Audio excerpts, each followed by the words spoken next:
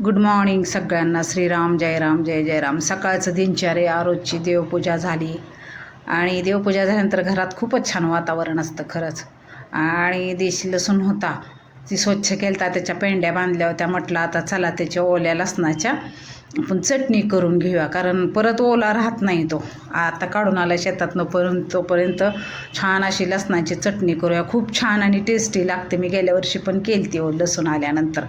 मग गॅलरीत बसून भाजी निवडली, गवारीची शेंग, घेवड्याची शेंग. भाज्या निवडून ठेवल्या म्हणजे करता येतात लगेच. मग थोडे जिरे घेतले, जिरे थोडे कुटून घेतले, मीठ, तिखट आणि लसूण हा सोलून घेतलेला. थोडीशीच केली ती, ताजी केली मी, छान लागते. लसूण थोडासा, जिरे थोडेसे कुटून घेतले. मग त्याच्यात थोडा आपण सोलून घेतलेला लसूण टाकला आणि जेवताना इतकी छान लागली ना, मी त्याच्याबरोबरच अर्धी भाकरी खाल्ली त्या लसणाच्या चटणीबरोबर. थोडंसं अर्धा चमचा सपाट तिखट टाकून घेतलं आणि चवीनुसार मीठ टाकून घेतले. किती साधी सोपी, ज्या त्या म्हणजे ऋतूमध्ये, आणि जरा तोंडाला चव येते, जरा ताटाला आंब्याचं लोणचं अशी चटणी असली म्हणजे छान अशी मस्त करून घेतली. 2 मिनिटसुद्धा लागत नाही चटणी करायला आणि मला आवडती खरंच. आणि ह्याचं आंबील पण खूप छान लागतं ओल्या लसणाच्या चटणीचं.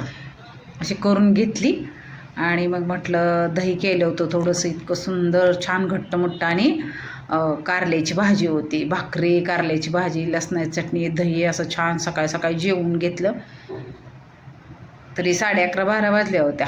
म्हटलं आता चला करूनच जेवण करून घेऊया. आणि खरंच खूप टेस्टी आणि चांगली झाली ती. मी थोडीशीच करते जेवायच्या आधी, थोडी ताजी, 2 दिवस 1 दिवस पुरेल अशी चटणी करते. तुम्हाला जर व्हिडिओ आवडला असेल तर लाईक, शेअर, सबस्क्राईब जरूर करा. आणि अशी चटणी तुम्ही करून बघा. ह्याच दिवसात लसूण काढलेला असतो आणि ओला असतो. वाळल्यानंतर समजा खूप दिवसानं ती चांगली लागत नाही. ओल्या लसणाची ओली चटणी खूपच छान लागते.